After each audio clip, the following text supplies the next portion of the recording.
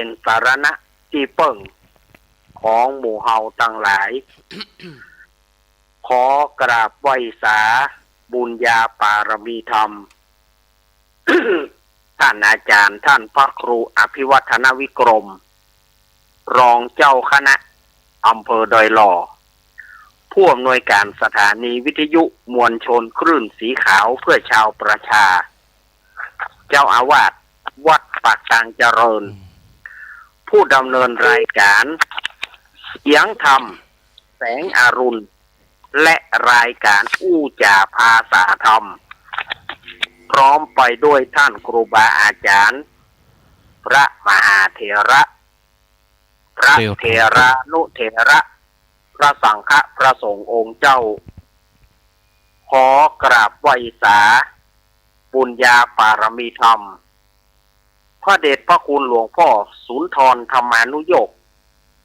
ที่ปรึกษาเจ้าคณะอำเภอดอยหล่อเจ้าอาวาสวัดพระธาตุคงขาวขอกราบไหว้สาบุญญาปารมีธรรมพระเดชพระคุณหลวงพ่อสาธุกิจจานันท์เจ้าคณะอำเภอดอยหล่อเจ้าอาวาสวัดพระธาตุเจ้าดอยน้อยพร้อมไปด้วยพระสงฆ์องค์เนนทุกรูปทุกองค์ด้วยความเคารพอย่างสูงสุดยิ่งครับผมสวัสดีเจเจแล้วกับป้าน้อยหนุ่มผาจ่อคนรูปหล่อเนอครับผมขอกลับไปสาครูบาลักเหมือนกันนะครับผม สวัสดีเนอผมขอกลับไปสาตุลุงนวลโคนรูปหล่อวัดสันเมียงอำเภอเวียงหนองล่องเหมือนกันนะครับผมสวัสดีเนอตุลุงนวลสบายดีว่าว่างไหมครับก็สบายดีเนอครับบัดได้เจอกันเมินนะครับผมเมาติดงานครับบัดได้เจอกันเมินผมเป็นห่วงตุลุงเหมือนกันนะครับสวัสดีเนอเมาติดงานเขาดำ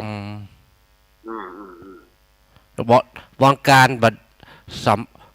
โคบาลักบัดได้จัดรายการตะกรรมผมเมาติดงานบัดได้เจอตุลุงผมก็ง่อมหาตุลุงเหมือนกันนะครับผมยินดีเนอขอบคุณเนอผมเป็นห่วงตุลุงก็ก้อยเตียวเด้อตุลุง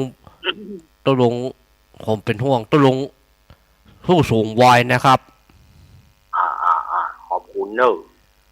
แฟนธรรมะของโคบาลักเหมือนกันนะครับถ้าเตียวไปไหนจะเตียวด้วยก้อยนะครับเข้าห้องน้ำกับเข้าด้วยก้อยนะครับผมก็เป็นห่วงเหมือนกันนะครับขอบคุณเนอผู้สูงวัยจังฟังขึ้นทุกขึ้นก็ดีก็ก้อยเข้าห้องน้ำนะครับไม่เพนเหมือนกันนะครับไม่เพนโคตรสู้ชีวิตเหมือนกันนะครับผมก็เป็นห่วงไม่เพนเหมือนกันนะครับขอบคุณเนอครับกับในโมนเตลทำหล่นได้เลยครับขอความผาสุกความเจริญในธรรมจงบังเกิดแก่คณะสัตยาญาติโยมศรัทธาสาธุชนคนดีเฮาทุกท่านมาแล้วเนอมาแล้ว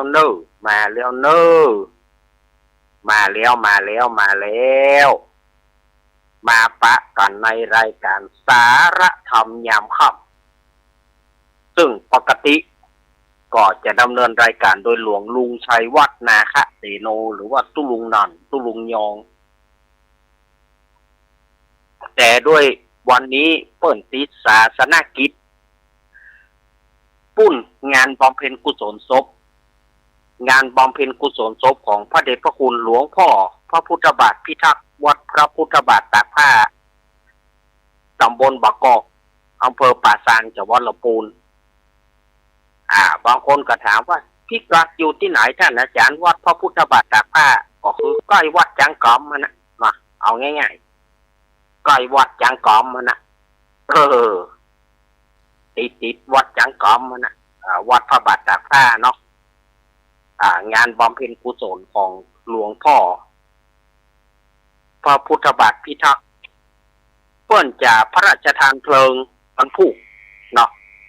เปิ้นจะพระราชทานเพลิงวันพุธนี้ ก่อนจะมีการพระราชทานเพลิง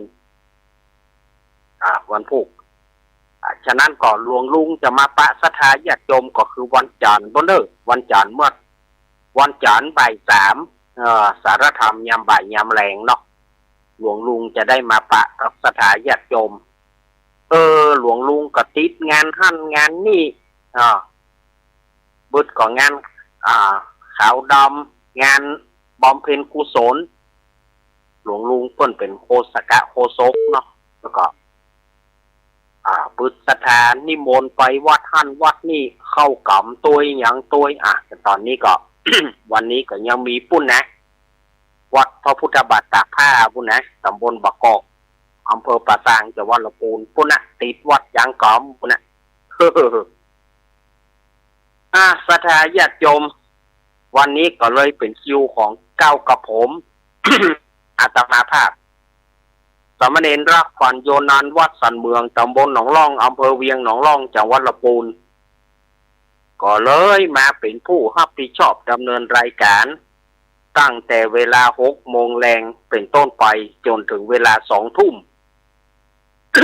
ยกเว้นไปประมาณ10 นาทีวันพรุ่งนี้รายการของอาตมาก็ยังมีเหมือนเดิมเนอะตี 3 ถึงตี 4 เกิงเนาะวันพรุ่งนี้นะ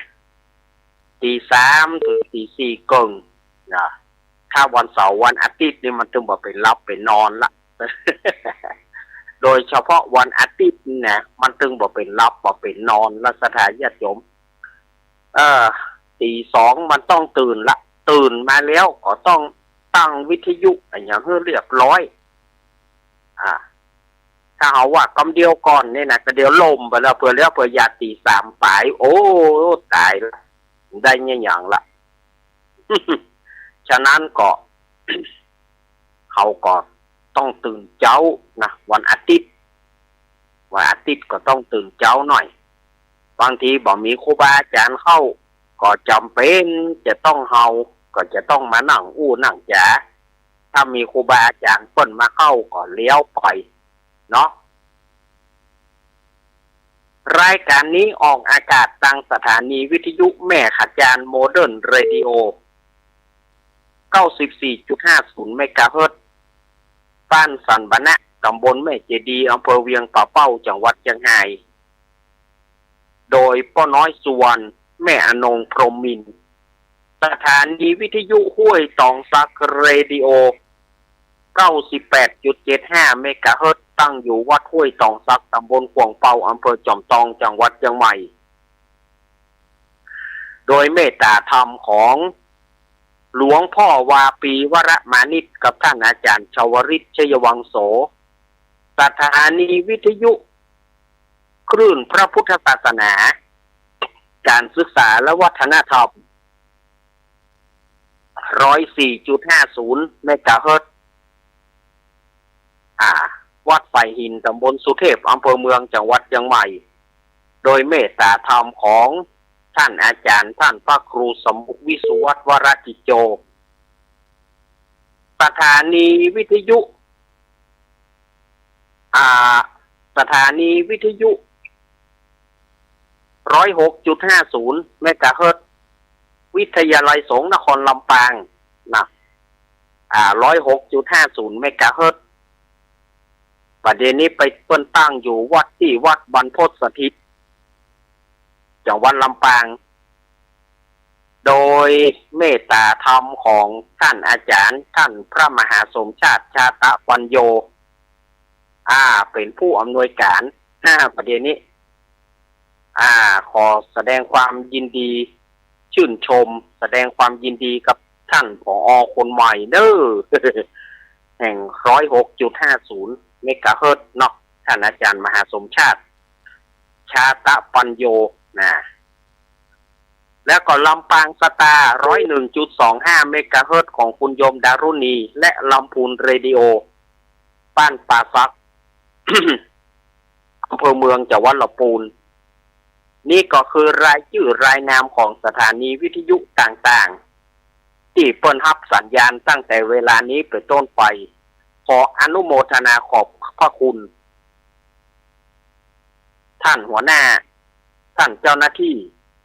ช่างคอนโทรลช่างเทคนิคทุกท่านมาปะกันวันนี้เป็นวันเสาร์ที่24 มกราคม พุทธศักราช 2569 เดือน 5 เหนือ เดือน 3 ใต้ออกมานี่6 ค่ำพร่ำว่าเป็นวันเสาร์วันนี้เป็นวันใจเลิกลงเรือสำเภาไปแกวันนี้เหมาะเนอะวันนี้นะวันนี้เป็นวันเหมาะลงเรือสำเภาไปแกวันผูกรอวันผูกเป็นวันผีหัวหลวงเพราะอยู่ท่าคอยโจรแล้วก็เป็นวันเสียประจำเดือน 5ตัววันผูกนี่ใจแกนมาได้เนอะวันฮือเหรอวันฮือก็เป็นวันเสียประจำเดือน 5เกี่ยง59ระวิจันตังเสียติดกับจันแล้วก็เป็นวันผีหัวหลวงนะเมาะสารวนบ่เมียนสารวนบ่เมียนก็มันบ่รู้จักเมียนเคาะสารวนเคาะกะวนกะวายอย่างต่างๆมันก็เลยมาบดีเนาะนี่ก็ศรัทธาญาติโยมศรัทธาสาธุชนเผลอๆเดือน 5ออกมาแล้ววันผูกก็เป็นวันกะวันเกียมวันโกนวันผูก7 ค่ำวันฮือ8 ค่ำจะวันฮือจะเป็นวันพระวันศีลเนี่ยละเนวันฮือนี่นะเป็นวันพระวันศีลแถมแล้ววัน8 ค่ำปีนี้มาฆบูชา ปีนี้วันมาฆบูชา จะตรงเดือน 5เพ็งก่อนท่านอาจารย์วันมาฆบูชาปีนี้จะเลื่อนไปเป็นเดือน6เพ็งพุ่นเนอวันมาฆบูชาจะเป็นเดือน6เพ็งเพราะว่าปีนี้มันจะเป็นอาทิกมาเดือน8 2 หนหรือว่าเดือน10 2 เตื้อปีนี้นะฉะนั้นมาฆบูชาจึงเลื่อนจากเดือน5เพ็งไปเป็นเดือน6เพ็งเพ็งเดือน4เนาะปีนี้ตรงกับวันที่3 มีนาคมตรงกับวันที่3 มีนาคมจะเป็นวันเดือน6เพ็งเป็นวันมาฆบูชาเนอะมาฆบูชาบัดใจเดือน5เพ็งนี่นะเพราะมันเป็นอาทิกมาศมันจะเลื่อนไปเป็นเดือน6เพ็งเนอะแจ้งกับศรัทธาญาติโยมแล้วก็ประกาศข่าวสารงานบุญงานประเพณีส่งน้ำพระธาตุเจดีย์พบโชคทวีสลีสันเหมืองณวัดสันเหมืองตำบลหนองร่องอำเภอเวียงหนองร่องจังหวัดลำพูนเป็นวัดที่อาตมาอยู่นี่นะก็จะได้จัดงานประเพณีส่งน้ำพระธาตุขึ้นระหว่างวันที่1 เมษายน 2569ตรงกับเดือน7เหนือขึ้น14 ค่ำตรงกับเดือน7เหนือขึ้น14 ค่ำวันที่1 เนาะวันที่1พอดีเนาะฉะนั้นก็ศรัทธาญาติโยมก็เชิญชวนคณะศรัทธาญาติโยมภายอยู่ใกล้อยู่ไกลอยู่ใกล้อยู่บ้านใกล้เฮือนเคียงหัวระเบียงติดต่อกันก็มาเนอะมาร่วมงานสลงน้ำพระธาตุกันเนาะงานประเพณีประจำปีจัดมาโดยปีที่3และศรัทธาญาติโยมเมื่อก่อนนี้ก็เคยถ้าอู้ถึงนี่นะเขาจัดมาแล้ว5 ปีแต่ว่า2 ปีแรกนั้นเอาไปจัดกวมปีใหม่กวมสงกรานต์วันที่16 เมษายนปรากฏว่าศรัทธาญาติโยมมันวันปัดปีว่าเปิ่นปูจาเข้ารถเคาะเปิ่นต้านขันเข้าขันแนมรับงานประเพณีมีตัวอีท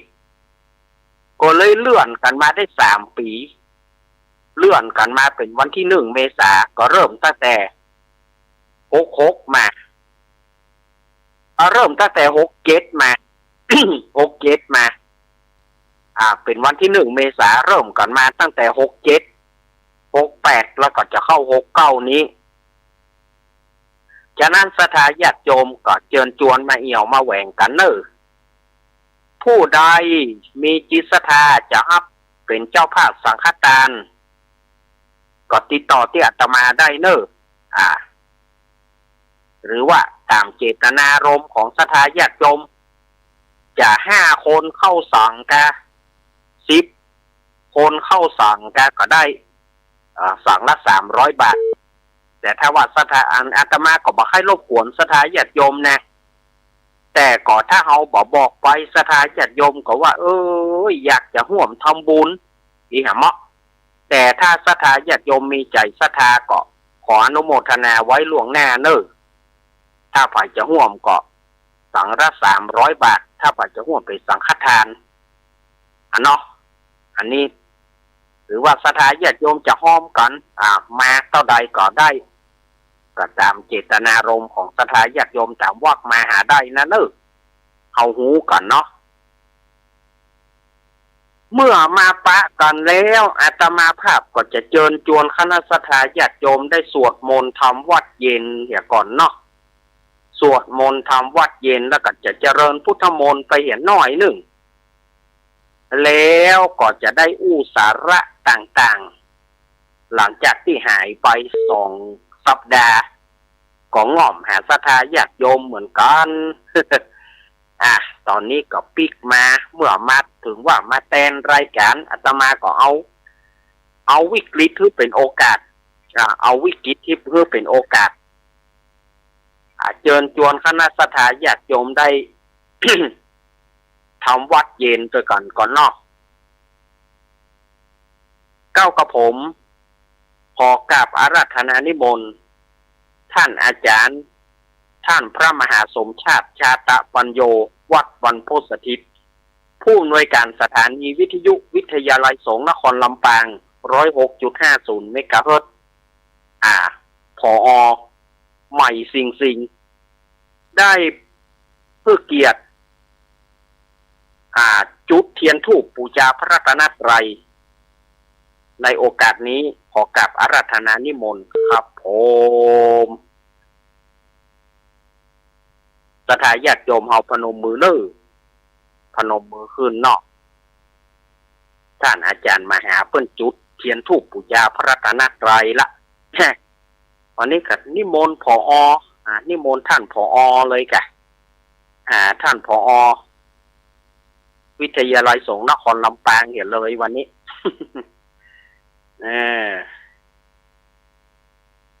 หมู่เฮาพร้อมกันแล้วบ่เมื่อพร้อมกัน กับอาราธนานิมนต์พระสงฆ์องค์เนรทุกรูปทุกองค์นะครับผมเข้ามานั่งในศาลานี้แล้วก็สถาญาติโยมเอาเข้ามานั่งตั้งนอกมันจะเย็นเด้อเดี๋ยวอากาศมันเริ่มเย็นนะนั่งตั้งนอกมาเข้ามายังเต็มยังบ่เต็มลากเก้าอี้ลากเก้าอี้มันแล้วคะแนนว่าลุกจะไปลืมเก้าอี้ตัวเก่า กราบพระพร้อมกันกราบ1 กราบ2 กราบ3เขาจะสวดมนต์ทำวัดด้วยกันเนาะโยโสภะคะวะอะระหังสัมมาสัมพุทโธสวากขาโตเยนะภะคะวะตาธัมโมสุปฏิปันโน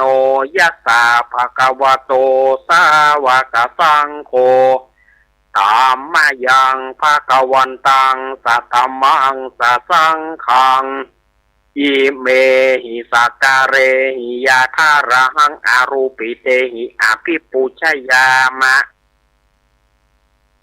สาธุโนพันเตภะคะวาสุจิราปรินิพุโตปิ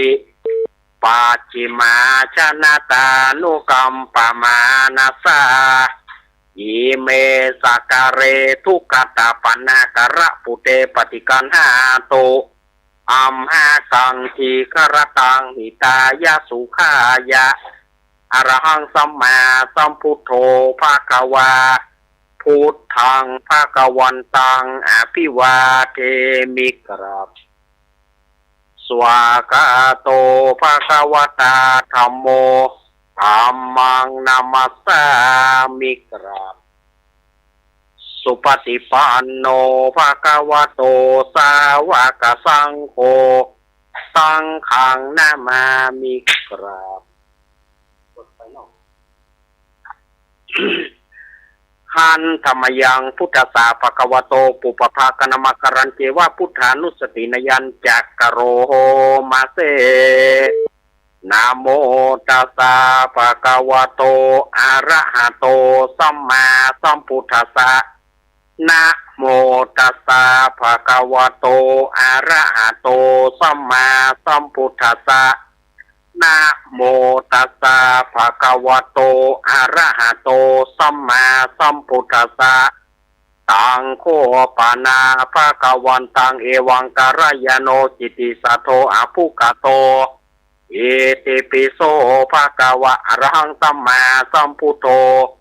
วิชาจารณะสัมปันโนสุขโตโลกวิทูอนุตตโรปุริสธรรมสารติสัทธาเทวามนุสานังพุทโธภควาติ หันธรรมยังพุทธาภิกิติงกโรมาเสโปตวารหันตาวรธาทิคุณาพิยุโตสุธาพิยานาการุณาหิสมากตโตโพเตสิโยสุชนะตังกัมรังวสุโร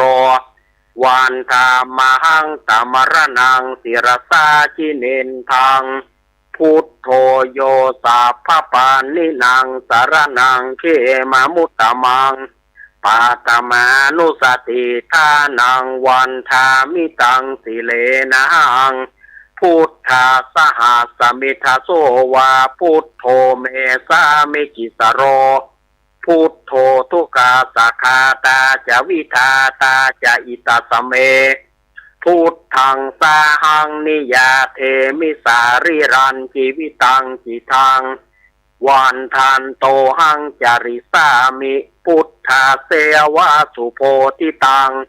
นันทิเมสารนังอัญญังพุทโธเมสารนังวรังเอเตนะสัจจวัตเชนวัตไทยังสาธุสาสเนพุทธังเมวันทมาเนนะยังปุญญังปสุตังอิทะ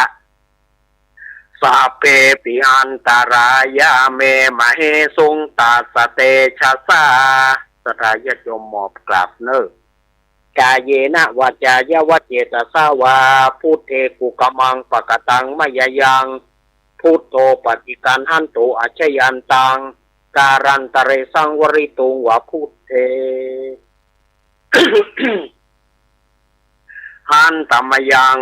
ธรรมานุสตินยังกโรมาเส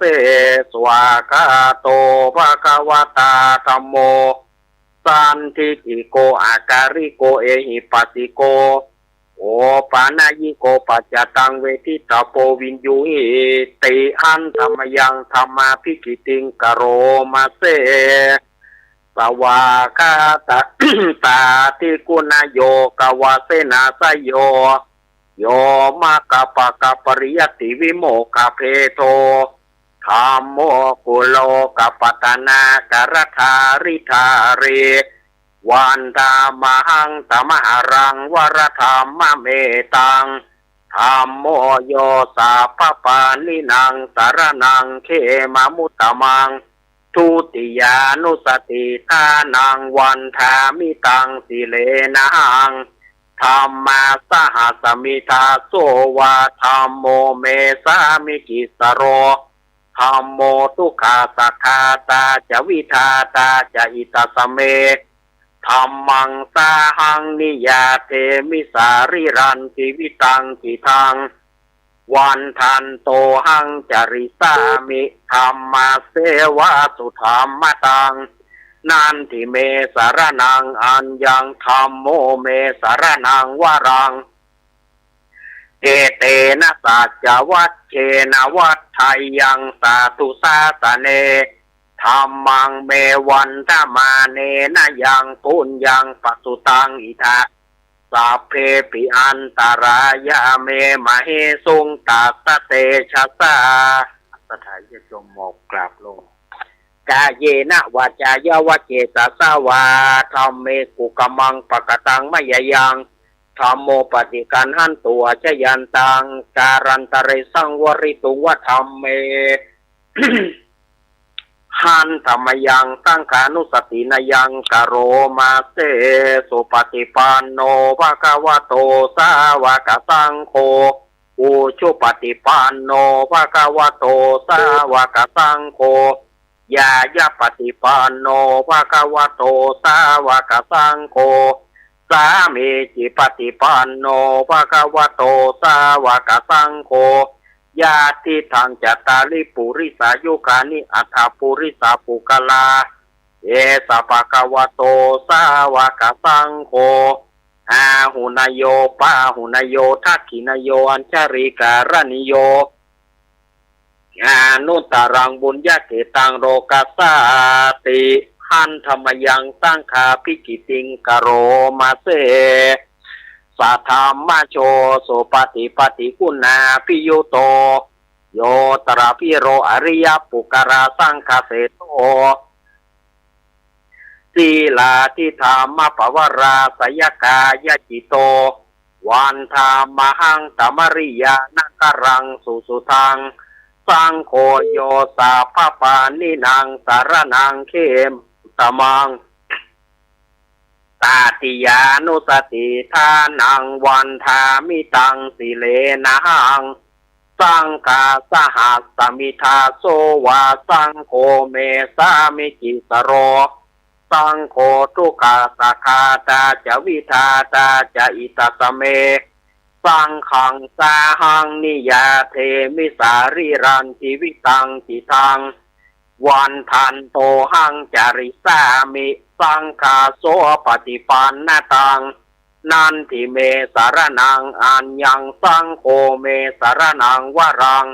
เอเตนะสัจจวัชเชนะวัฏไทยังสาธุสาสเนสังขังเมวันธมาเนนะยังปุญญังปัสสุตังอิทะสัพเพปิอันตรายาเมมะเฮสุงตัสสะเตชะสาสถายะโยมหมอบลงครั้งหนึ่งเลย กายเยนะวาจายาวเจตสาวาสังเคกุกมังปะกตังมะยะยังสังโฆปฏิกันหันตุอัชยันตังการันตาเรสังวริตุงวาสังเคนะโมเมสัพพะพุทธานังสวติงสาวารารกันโนตันหังกาโลมหาวิโรเมตังกาโรมหายาโสสารนังกาโรโรกาหิโตทิปังกาโรชุตินทาโรโกนทันโยจนาปโมโกมังกาโรปุริสาสาโพสุมาโนสุมาโนทีโรเรวโตรติวัตโนสุปิโตคุณสัมปันโนอโนมาทัสสิชานุตตโมปัตตุโบโลกาปโจโตนะราโทวาราสารติปัตตุมุตตโรสัตตะสารโสุเมโทอังคาปุงกาโลสุชาโตสัพพะโรกาโกปิยะทัสสีนาราสโปอาทาทัสสิการุณิโกธรรมทัสสิตโมนุโทสิตัทโทอาตโมโลเกติโสจาวารตังวารโปุโสจาวารโทพุทโธวิปัสสิจาอนุปโมสิกิสัพพะหิโตสัทธาเวสาปุสุขทายโกกะกุสันโทสัทธาวะโหโกนาคามโนระนันจาโหกัสสะโปสิริสัมปันโนโกตัมโมสักายะปุงกาโวอันตาวิสาติสังกตาอิเมพุทธามหิติกาการุณากุณสัมปันนาสัพพะโรกาภิปูจิตาเอเตทัสสะภรพุทธาอุตตมังกาปุงกาลเตปิสังฆคุณาสุปิติเยอมตังปะตังเอเตพุทธาติตาจามังการะหงติสัพพะอัตตาวิสาติเมพุทเตอะหังวันตามีสัพพตาเตสังญานีนะสีเรนะกันติเมตตาปะเรนะจเตปิโนอนุรักขันโตอโรคเยนะสุเกนะจาทวิสาติเมพุเตโยนะโรสารนังกะโตกะปานิสัตตสหัสนิตุกะติงโสนาคฉันติอาทวิสติพุทธปาริตังเมตตโยอุตตโรรโมปัสเสโนโกสาราภิปุติคโสนะจัสังคิโจสุโพโตทยาประมโนนาลกิลิงปาลิลโยโพธิสัตตาอิเมตัสสานุกัมเมนะสัมโพธิง ปาปุนิสันติอนาคาเตอันเยปัญจสัตตติรารัฐพยาการณติยุงานุกรรมเมนะสัมโพธิงปาปุนิสันติอนาคาเตเอเตนะสัจวเจนะหนตุโนชัยมังกาลัง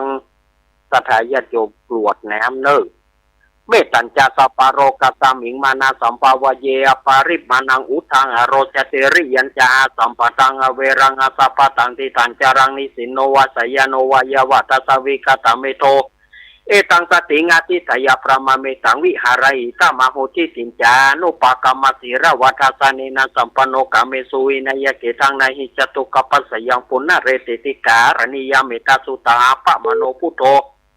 อาปะมโนธรรมโมอาปะมโนสังโฆปะมานาวันตานิสิริสัพพานิอหิวิจิกาสถาปฏิอุนานาปิสาราปุมุจิกากตเมระกกตเมปริตาปฏิกรรมันโตโพธานิสุหานาโมปะกวะโตนะโมสัตตานังสัมมาสัมพุทธานังวิขันธปาริตังอาเปตยัญจักขุมาเอกลาจาริสวโนปัทวิปปะโตตังตามาสามีอริสวนาปัทวิปปะสันตยจักุตวิหารมุรติเยพระมนาเวตากุสัพพธรรมเมเตเมนะโมเตจา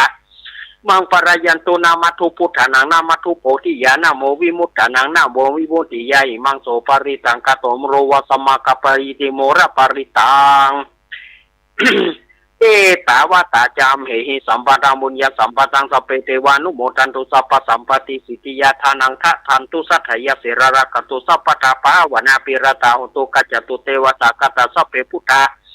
ปราปตาปเจกันันจะยังพรังอรหันตานัจเตเจนาระกังวันตามิสัพพโสภวัตุสัพพมังการังระกันตุสัพพเทวตาสัพพพุทธานุภเวนัสสัทธโสถิงภวันตุเตภวัตุสัพพมังการังกันตุสัพพเทวตาสัพพธรรมะนุภเวนัสสัทธโสถิงภวันตุเตภวัตุสัพพมังการังระกันตุสัพพเทวตาสัพพสังฆานุภเวนัสสัทธโสถิงภวันตุเตอาจามัญญาอปัจเจเวกิตวายังจีวารังปริปุตังตังยาวเทวสิตาสัพปติกาตายะอุณาสัพปติกาตายะดังสมาคัสวัตตปสิริงสัพพสัมปัสสนังปฏิกาตายะยวเทวหิริโกปินาปฏิชาธนัตถังอาจามัญญาปัจเจเวกิตวาโยบินดาปโตปริปุตโตโสเนวัตวายนามัฏฐายานามันดานายานาวิปุไสนายยวเทวหิมัสกายสถิติยายาปนายาวิหิงโสปรติยาพระมัจจริยานุกหายาอิติปุรานันจเวทนาปฏิหังกเมนาวันจเวทนานาอุปาติสามิยาตระจเมภวิสติอานาวจตาจปาสุวิหารโรจติอาจามัญญาปัจเจเวกิตวายังเสนาสนังปริปุตังตังยวเทวสิตาสัพปติกาตายะอุณาสัพปติกาตายะดังสมาคัสวัตตปสิริงสัพพสัมปัสสนังปฏิกาตายะยวเทวะอุตุปริสยะวิโนทนังปฏิสลานารามตังอาจามัญญาปัจเจเวกิตวาโยคิรานาปัญจยเพสัจจาปริกโรปริปุตโตโสยวเทวะอุปนานังวยาปฏิกนังเวทนานังปฏิกาตายาปยาปัจจปรมัตยติปัจเจเวคนาติ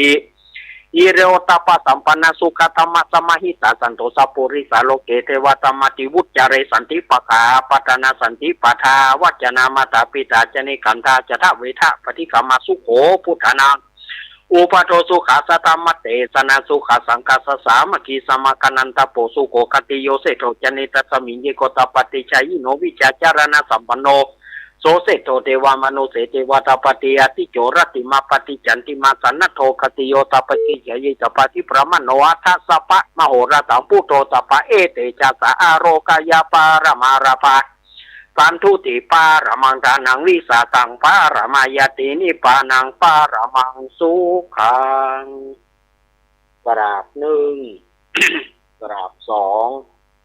กราบสามเอาแล้วสถาญาติโยมอาตมาภาพก็ได้เป็นหัวนำสวดมนต์ทำวัดเย็นและก็เจริญพุทธมนต์เรียบร้อยรวมถึงใส่กำเข้าศรัทธา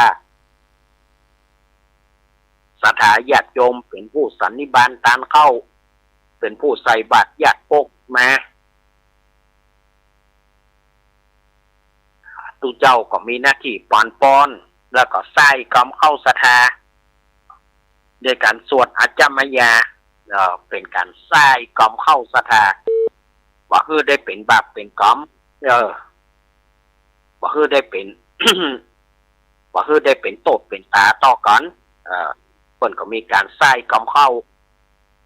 บ่ใช่ว่าตุเจ้าจะเอาไป ไปแล้วไปฉันแล้วก็บ่ได้เรื่องได้ราวจะไปว่าเปิ้นก็มีการพิจารณามีการสวดทรายกำเข้าสถาญาติโยมก่อนลูก ไม่ใช่ว่าเอาไม่ใช่ว่ากินแล้วก่อนกินแล้วก็ละเลยเพิกเฉยไปบ่ได้เปิ้นก็มีตู้เจ้าเบื้องต้นเพิ่นก็ปานปอนเฮือแล้วปิกมาเพิ่นก็มาปานปอนแล้วพิจารณาเข้าแถมแล้วเปิ้นก็มักใส่กำเข้าภาคแรงภาคค่ำเปิ้นก็มีการมาใส่กำเข้าศรัทธาอย่างสวดอาจามยานี่นะเป็นการใส่กำเข้าศรัทธา จุดลึกๆไปเนาะวันนี้ศรัทธาญาติโยมช่วงนี้ก็ยังถือว่าเป็นช่วงที่หนาวมันมี2 ฤดูกาล2 ฤดูกาลจะได้ศรัทธาญาติโยมตอนบ่ายร้อนตอนเจ้าหนาววันนี้อุณหภูมิก็จะอยู่ใน15 องศาแต่ก็มีแนวโน้มว่าจะลดลงแถมศรัทธาญาติโยมก็ระมัดระวังเนอะ อาตมาวันนี้ก็รู้สึกระคายคอนะแต่กี้ก็ไปสวดมนต์ที่งาน100 วันเนาะก็รู้สึกว่ามันระคายคอมัน กายในคอไว้100 วันของไอ้โจว่าที่100 ตรีอดิศักดิ์สุวรรณล่าลูกบ่าวของพ่อหลามบุญ ได้100 วันก็วันนี้ก็เพิ่นก็มีการสวดวังสกุลสวดเจริญพุทธมนต์วันนี้ก็รู้สึกว่าเจ็บคอหอกประเด็นนี้หนังตัวก็เกี่ยวน้ำฮ้อนวางอยู่นี่สถาญาติโยมเกี่ยวน้ำก็วางตัวนี่จิบน้ำไปตัวน้ำเดียวนี่นะจิบน้ำไปตัวบ้านมันจะลู่กะแอมกาย มันจะลู่แอมมันจะเป็นการรำคาญศรัทธาญาติโยมฉะนั้นก็ต้องเอาน้ำเอมไว้เลย นั่งสวดมนต์ตัวกับน้ำเอมไว้ตัวยาแก้ไออย่างควร ยาแก้ไออย่างควรจิบไปตัว บัดได้ว่าสู้มันจะให้การมันไปเตื้อนะเอายาแก้ไออย่าควร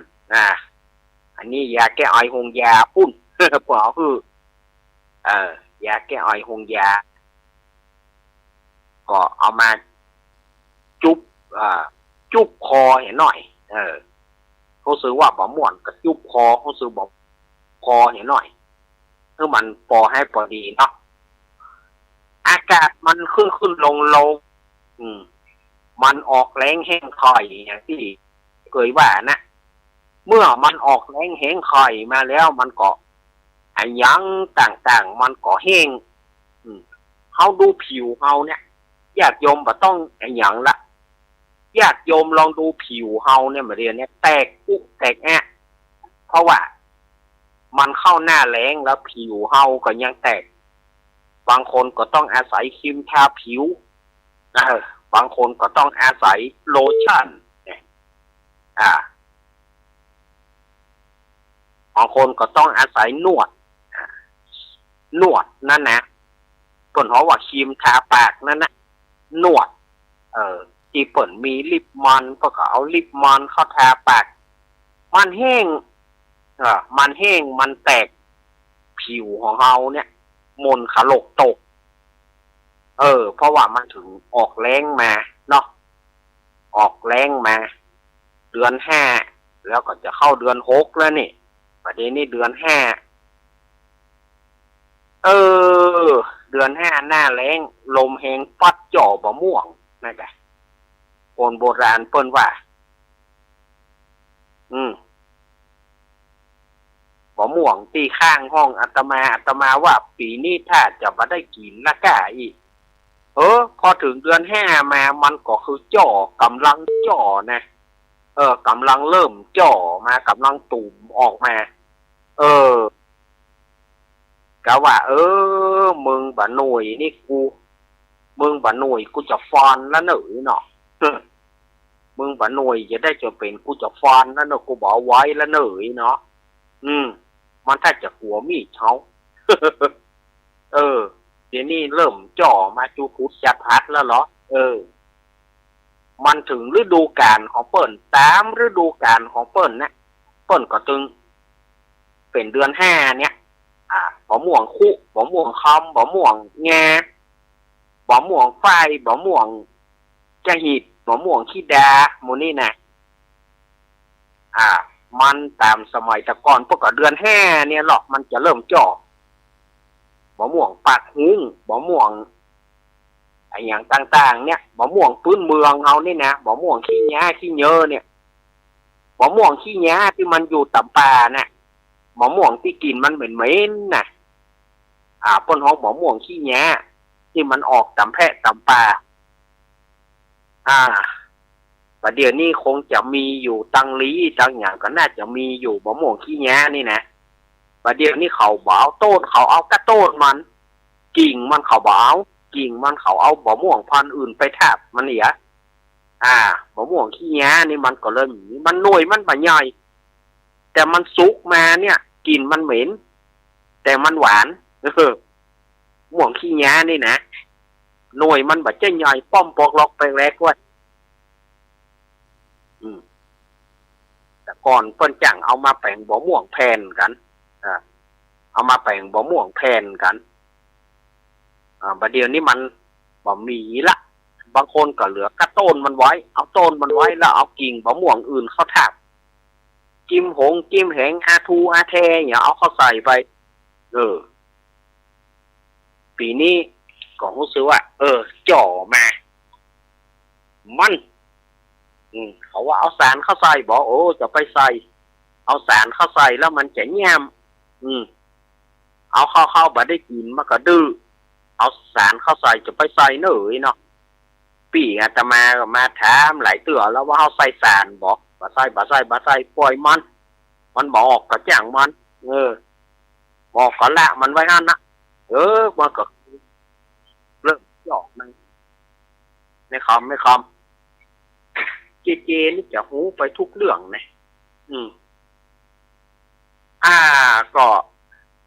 เอาประเด็นนี้มันก็เริ่มจ่อขึ้นมาพอมันหน่วยจะได้กันจังมันเตอะเอาไว้เอาเพื่ออาศัยเอาโหมเงามันจะได้จะยมบ่ได้ว่าเอาไปขึ้นไปขายเงี้ย เอาไว้เพื่อมันอยู่ไปก็มันใหญ่ก็มันหน่วยมันใหญ่ตัดประเพณีแล้วเขากลัวว่ามันจะบ่เหลือแล้วนะก็มันหน่วยมันแก่ตัดประเพณีแล้วก็หมดลึงงั้นเขาถึงว่านะสะพ่องกับสุกหูบ่หน่วยแก่หูบ่แก่หูเอาไปกินล่ะมันอย่าว่านะเนาะเนี่ยไห่ไก่ตาเนี่ยนาใกล้บ้านนะเปิดถือว่าเนี่ยไห่ไก่ตาเนี่ยนาใกล้บ้านผลไม้ออกมันใกล้หูใกล้ตาเขาจะว่าอย่างไรก็บ่จ้างว่าจ้างมันถ้าขอไปกินก็เลี้ยวไปกันให้ขอเขาก่อน จะไปลักตืดของเขาโลดตานะศรัทธาญาติโยมนับเวลาไปประเดี๋ยวนี้เขาจะลองปีใหม่กันมาได้เกือบจะถึงเดือนแล้วนะวันนี้วันที่24แล้วก็เรือแถม6 วันจะเสี่ยงเดือนมกราคมก็จะเข้าเขตเดือนกุมภาอันกุมภานะบ่อ่านมันละมันมี28 วันบ่ได้ เดือนกุมภานี่มันมี28 วันปีหน้าปุ่นมันจะมี29 วันปีนี้มี28 วันอยู่ปีหน้ามันจะมี29 วัน เพราะว่าใน3 ปีหรือว่า4 ปีเนี่ยมันจะเกิดปรากฏการณ์ที่ว่าเดือนกุมภาจะมี29 วันเตื้อหนึ่งปีหน้านี่มันจะเป็น29 วันปีนี้ยังมี28 วันอยู่ฉ ฉะนั้นงานวัดอาตมาที่อาตมาประชาสัมพันธ์ไปงานวัดอาตมาก็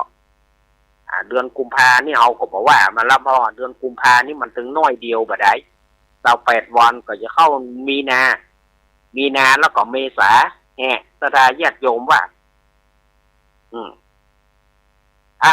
ม่วนแต่ละการงานบวกกับงานหนึ่งจากนั้นไปแหม12 วันกับปีใหม่เมืองแหมเลี้ยวสงกรานต์แหมเลี้ยวสงกรานต์ปีใหม่เมืองเฮาแหมเลี้ยว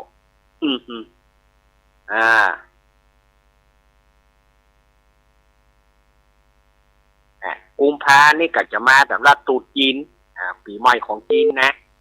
ปีใหม่ของจีนหรือพี่น้องชาวไทยพี่น้องไทยชาวเชื้อสายจีนนะเพื่อก็จะมีจัดงานปีใหม่จีนหรือว่าตรุษจีนขึ้นเพิ่นว่าว่าจิงเจียยู่อีซินี่หัวใช้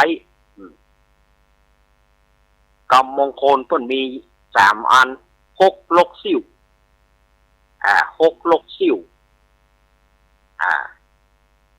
จินเจียยู่อีซินี่หัวใช้เฮาบ่เป็นเชื้อสายจีนเฮาบ่ได้กินขนมเค้งบ่ได้กินหยังก็เปิ้นนะ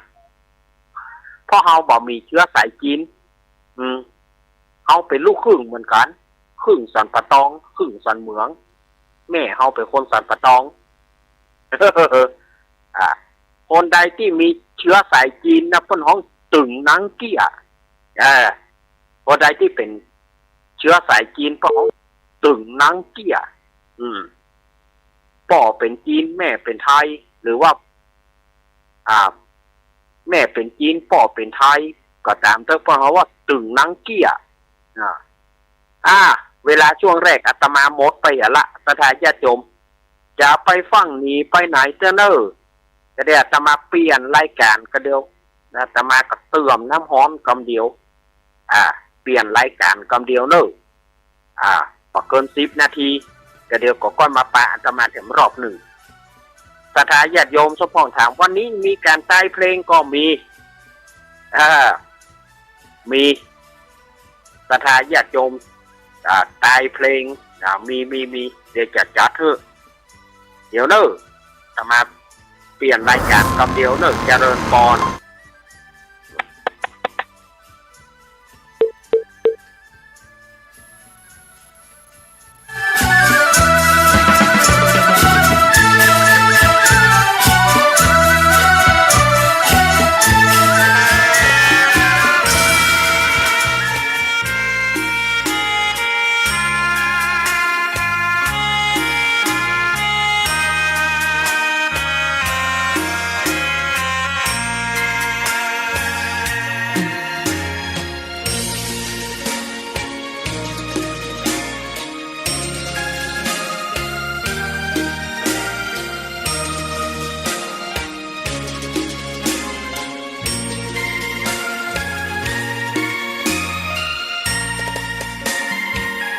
ดอกบัวดอกหนึ่งพึงใจไว้เพื่อบูชาแด่องค์พระศาสดาสัมมาสัมพุทธเจ้ามีความงามเงียบไม่เปรียบเทียบเขาเทียบเราใครมองไม่งามช่างเขาแต่เจ้าก็คือดอกบัวด้วยความสัตย์ซื่อยึดถือความดีเป็นหลักใครรักไม่รักก็ไม่จงปลักมองมัวเมื่อโผล่พ้นน้ำก็เห็นความงามในตัวไม่ยึดติดในตมชั่ว